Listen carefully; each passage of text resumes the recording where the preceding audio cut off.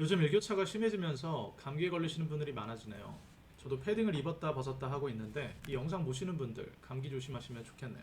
요즘 이란 전쟁이 장기화되면서 주식시장의 변동성이 커지니까 더 사야 되는지 아니면 팔아야 되는지 불안하시죠? 사실 저는 1월부터 모이라 역발상 투자 실험실에 코스피 6천은 현실적으로 지속되기가 힘들고 4월이 되면 변곡점이 생길 거라고 말했습니다. 근데 오늘 지수가 6천에서 5천까지 하락한 상태가 됐네요. 최근 한 달간 변동성 때문에 피해보고 반대 매매까지 급격하게 늘어나고 있는 가운데 오늘 영상의 내용 여러분들이 꼭 이해하셨으면 좋겠습니다. 결론부터 말씀드리면 이번 이란 전쟁의 최종 승자는 중국인 것 같습니다. 그리고 최대 피해자는 영국과 유럽입니다.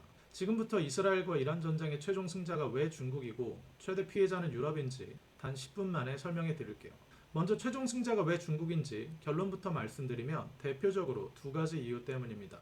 첫째, 중동과 러우 전쟁으로 첨단 무기가 매일 소비되고 있다는 점. 둘째, 첨단 무기를 만드는데 히토류와 네오디움은 필수적이라는 사실입니다. 중국은 전 세계 히토류의 약 40%, 4,400만 톤을 보유하고 있는 것으로 추정됩니다. 매정량으로 따져보면 브라질이 중국 매정량의 절반을 보유한 것처럼 보이지만 실제 생산량을 보면 130배에서 200배까지도 차이가 납니다. 중국이 히토류 시장에서 진짜 무서운 점은 분리와 정제 기술 때문입니다. 중국은 공정에 대한 전 세계 특허 80%를 보유하고 있고 수천 반의 화학 반응으로 17개의 원소를 순도 99.9% 이상으로 떼어내는 용매 추출 기술이 전 세계 최고입니다. 다른 나라들이 따라오려면 15년이 걸린다는 평가도 있죠. 무엇보다 가장 중요한 사실은 30년간 국가 중앙 체제로 관리한 방사성 물질과 폐수 처리 비용입니다. 사실 히토류의 공급망 주도권은 미국에게 있었습니다. 1960년대 미국은 자국 내에서 본격적으로 히토류를 캐고 정제하고 자석까지 만드는 완벽한 자립 공급망을 구축했었죠. 히토류의 정식 명칭은 Rare Earth Elements입니다.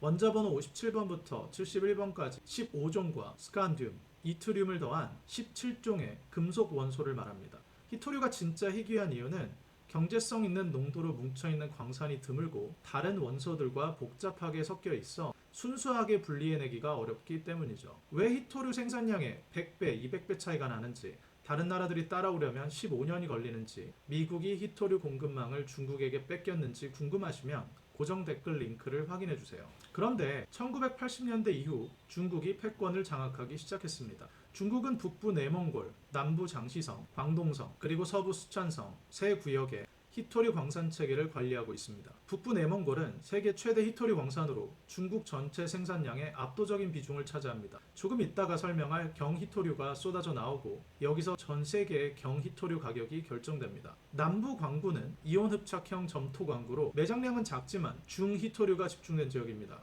이온 흡착형 히토류는 점토 형태라 채굴이 쉽습니다. 첨단 무기와 전기차의 필수적인 고부가 가치 히토류가 집중된 지역으로 중국이 미국을 압박하는 핵심 카드가 바로 이 지역에서 나오죠. 중국의 히토류 권력은 국가 관리 시스템에서 나온다는 말 들어보셨나요? 중국은 2021년 뿔뿔이 흩어져 있던 국영 히토류 기업을 하나로 통합해 중국 히토류 그룹이라는 초대형 기업을 출범합니다. 이 기업이 채굴량과 가격을 조절하고 수출 통제를 한 곳에서 하는 거죠. 따라서 광산별로 거래가 불가능하고 중국 정부와 직접 협상을 해야만 히토류 또는 정제된 연구자석을 구매할 수 있습니다. 지금부터 오늘의 영상 핵심 내용, 왜 중국이 최종 승자인지 설명해 드릴게요.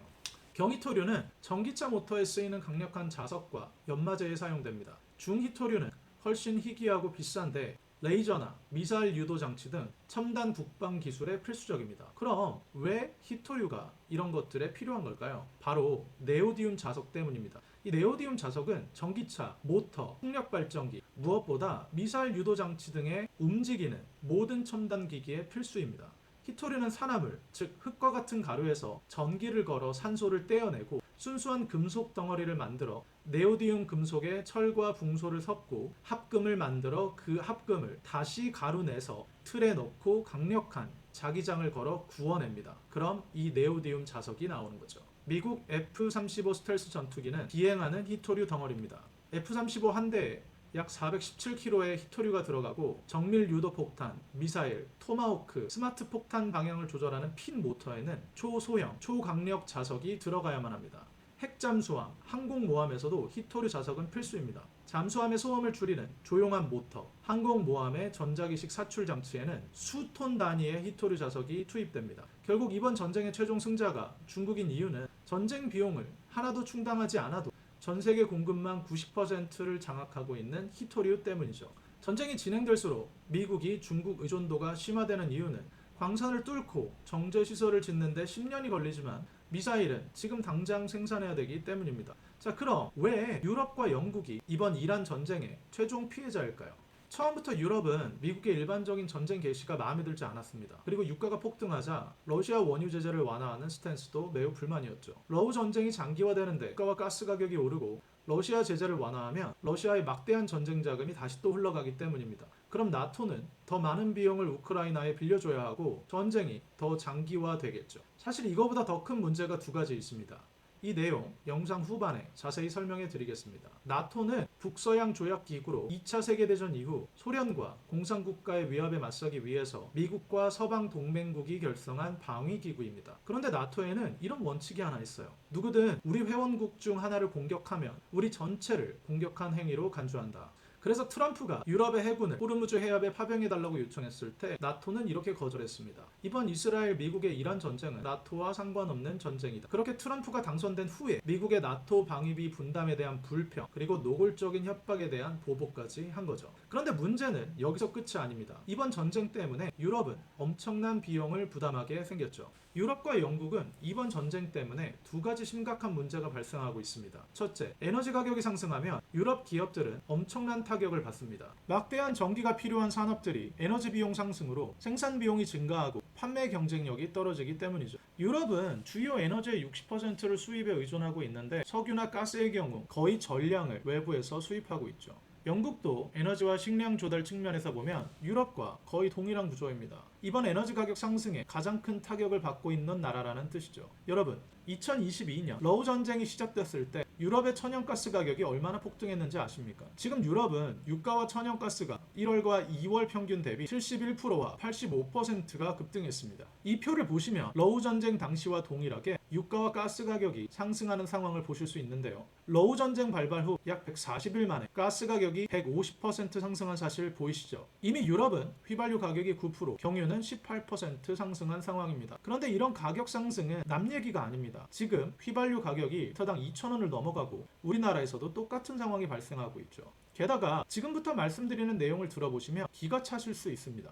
저도 처음 이 내용을 보고 이런 생각을 했었는데요. 영국과 유럽의 진짜 속마음은 트럼프와 이란 중 누가 더 미울까? 유럽은 전체 액화가스 중 11%를 카타르에서 수입하고 있는데 3월 18일 이란이 카타르 LNG 생산 기점을 공격하면서 천연가스 가격이 급등했습니다. 전쟁은 미국이 하는데 유럽의 가스 가격이 폭등하는 거죠. 그뿐만 아니라 유럽은 러시아 가스 비중을 14%까지 낮추고 미국 비중을 64%까지 끌어올렸습니다. 그런데 이번 전쟁으로 가스 가격이 80% 폭등해서 유럽은 이제 미국에게 엄청난 에너지 비용을 지불해야 하는 거죠. 안 그래도 유럽 자동차가 관세와 유로 강세 때문에 잘 팔리지도 않는데 곧 무역 수지에도 구멍이 날 것 같은 상황에 직면해 있습니다. 마지막 한 가지가 더 있습니다. 가장 아이러니한 상황은 원유 수입의 경우 유럽에 아무 문제도 없는데 가격만 오르고 있다는 겁니다. 유럽은 중동산 원유 수입 비중이 적습니다. 그래서 공급에도 별 문제가 없죠. 그런데 유가는 계속 빠르게 올라갑니다. 가만히 앉아서 공급에 문제도 없는데 노르웨이에서 원유를 더 비싸게 사야 하는 처지에 놓이게 된 거죠. 상황이 이 지경인데 유럽은 이란과 미국 중 누가 더 미울까요? 저는 미국이 더 미울 거라고 확신합니다.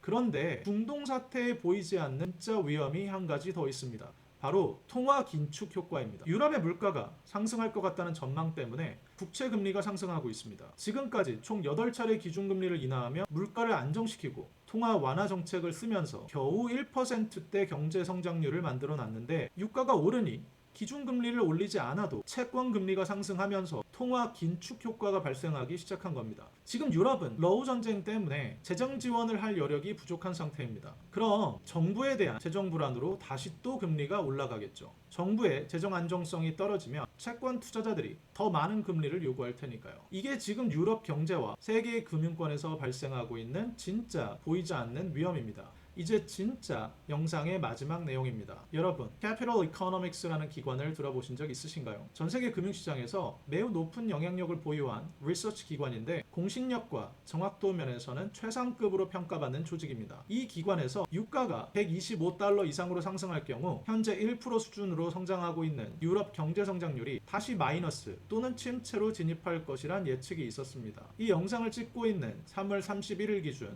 유가는 다시 배럴당 100달러 이상으로 상승한 상태죠. 지금 보여드리는 이 표를 보시면 올해 최악의 경우 유럽 경제가 0.4에서 0.6% 성장하게 되고 내년 1%대 성장률을 보이게 되며 올해부터 물가가 다시 3에서 4%씩 오르기 시작할 것이란 통계를 볼 수 있습니다. 제가 지금까지 왜 유럽이 최대 피해자란 이야기를 길게 설명했는지 혹시 감이 오시나요? 바로 우리나라 경제도 똑같은 상황이기 때문입니다. 에너지 가격이 상승하는 국면에서 한국은 유럽보다 경제 성장률, 인플레이션 상승에 훨씬 민감합니다. 우리나라는 부가가치 단위당 에너지 집약도가 0.165로 유럽과 동일한 GDP를 생산하기 위해 거의 2배에 달하는 에너지를 써야 한다는 뜻입니다. 많은 사람들이 원유가 오르면 그냥 기름값 좀 오르겠네 라고 생각하시는데 이건 엄청난 착각이에요. 주유소에 공급하는 정유기업, 공장에서 태우는 원료 비용, 전기 생산에 필요한 에너지 공급 불안, 우리가 사용하는 플라스틱 공급의 붕괴까지 원유는 에너지 자원에서 훨씬 더 큰 의미가 있습니다. 좀 더 정확히 말하면 현 시대의 모든 국가들을 움직이게 하는 피이자, 윤활유라는 뜻이죠. 최근 미국이 쿠바 제재를 강화했는데 원유가 마르거나 고유가가 지속되면 한 나라가 어떻게 파괴되는지 쿠바의 몰락을 보시면 알 수 있습니다. 여러분, 오늘 영상 유익하게 보셨나요? 지금까지 전달해드린 내용은 네이버 프리미엄 컨텐츠에 제가 올리는 칼럼 내용의 일부입니다. 매주 글로벌 경제 소식 그리고 사건을 이해하는 데 도움이 필요하시면 고정 댓글의 링크도 사랑해 주셨으면 좋겠네요.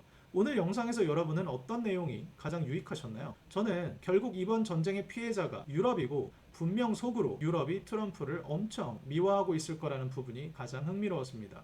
오늘 영상에 대한 구체적인 데이터와 정보를 더 읽고 싶으시면 고정 댓글을 확인해 주시고요. 그럼 다음 영상에서 쿠바의 몰락에 대한 내용과 전쟁이 장기화될 때 투자자는 어떤 대응을 해야 하는지 설명하는 영상으로 돌아오겠습니다.